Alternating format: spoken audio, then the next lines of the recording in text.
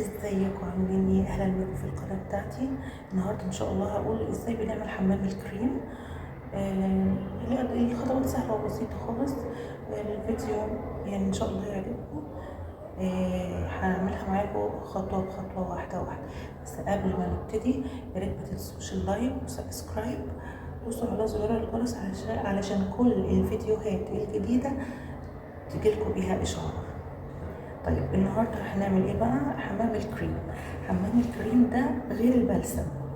اوكي، الفرق بينهم ان حمام الكريم بنعمله قبل ما ندخل الدش، قبل اصلا ما ندخل الحمام عشان في الدي ووش بتاعنا. اما البلسم فبيتعمل بعد ما تخشي وبتغسلي شعرك بالشامبو، بنبتدي نحط البلسم. طيب كمان هرشح لكم يعني كذا حمام كريم من الفئة الغالية والفئة الرخيصة الاتنين، وانت اختاري اللي يعجبك. الفيديو ده انا بقالي كتير عايزة اعمله، الحمد لله النهاردة فيه ربنا فتح عليا وقلت اصوره. بصوا، هنفترض ان هو ده الشهر اللي احنا هنعمل عليه حمام الكريم. اوكي، احنا بنعمل ايه؟ ما بنبل قبل ما بنخش نستحمى، ما بنبلش شعرنا ولا اي حاجه. قبل ما نخش نستحمى الدي ووش بتاعنا جه وخلاص. قبل ما ندخل بنستحمى بنعمل ايه؟ بنقسم اهم حاجه شعرنا لجزئين، خلاص، لنصين كده، خلاص. وهنجيب اي شطه، اي كريم، قصدي حمام كريم، اي كريم عندك انتي مرتاحه عليه.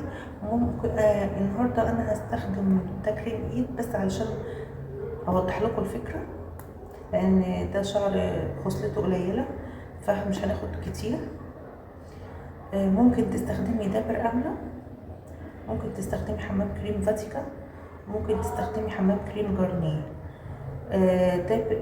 فاتيكا فئة سعرية منخفضة، وجارنيه هو أعلى سيكة ب200 وشوية.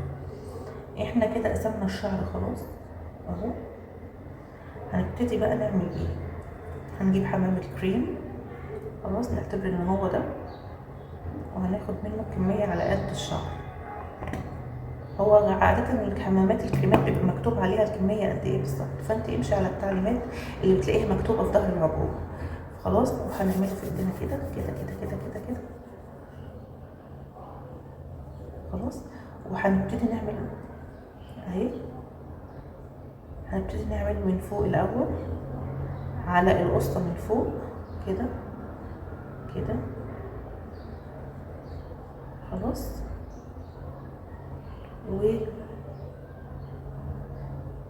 وهنجيب كمان حمام كريم ده هنا على القصة من فوق، وهي هتتشرب عادي. ممكن شوية في الفروة كمان، في فروة الراس مفيش مانع ابدا، عادي حطوا حمام الكريم على فروة الراس عادي جدا، خلاص. وبعدين هنجيب كمان كمية وهنفرك تاني في ايدينا. وبعدين هنيجي بقى عند الشعر اللي قسمناه، كل نص هتمسح عليه ايد. ده النص الاولاني اهو، وده الكريم هنا اهو. تعملي كده على الاطراف وبتغلغلي ايدك كده، صوابعك. والناحية التانية نفس الكلام، وبتخلخلي صوابعك جوه شعرك. شفتوا؟ خلصنا. شفتوا سهلة وبسيطة ازاي؟ بعدين هتعملي ايه؟ هتلمي شعرك كحكة، مش لازم تغطيه بحاجة، ممكن تلميه كحكة بس اهو. بتسيبيه على الوضع ده تلت ساعة، تلت ساعة. وبعدين تبدأي تخشي الحمام وتغسلي شعرك بالشامبو، خلاص. انا هفرده بقى على اساس ان كده تلت ساعة عدت،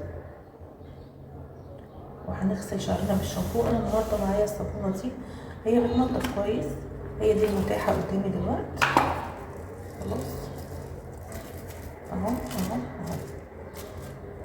هنبتدي بقى نغسل الشعر عادي من الفروة لغاية الأطراف.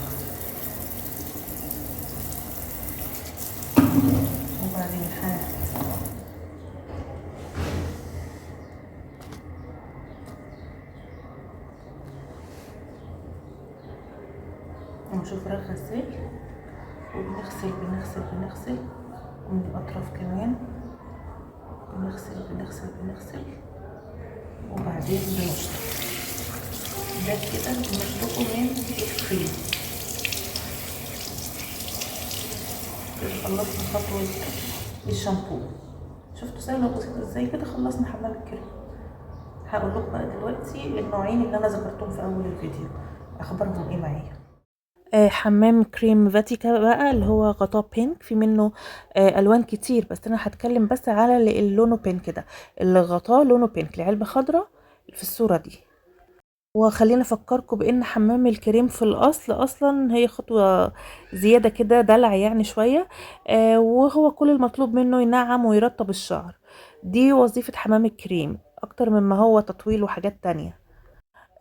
سمعت ان في منه يعني صناعتين، صناعة مصري وصناعة تركي. الصناعة التركي بتبقى اتقل شوية، ولو شفتوا المصري برضو هاتوه لانه كريم حلو، لونه اصفر من جوه زي ما هو باين. مصري او تركي هاتوه لانه فعلا سعر مقابل قيمة حلوة قوي، يعني نتيجته حلوة. النوع ده بالعسل والخروع، العسل للترطيب والخروع لتطويل الشعر. طبعا هو حلو، بيرطب حلو زي ما قلت لكم، مكتوب عليه ان هو للشعر المتضرر والضعيف، الضعيف والمتساقط. ريحته حلوة فواحة وده المطلوب. ومع تكرار الاستخدام الريحة بتاعته هتثبت في الشعر وهتخليه ريحته خيال حلوة جدا جدا. زي ما وريتكم هو لونه من جوه اصفر كده، قوامه تقيل شويه. سعره حلو. لو حابه كريم يعني في سعره في المتوسط او رخيص، مثلا ده اقل من 100 جنيه، هاتيه هو حلو، هتاخدي نتيجه حلوه. حمام الكريم التاني اللي هنتكلم عنه هو ده من جارنيه، ده بالموز للشعر الجاف.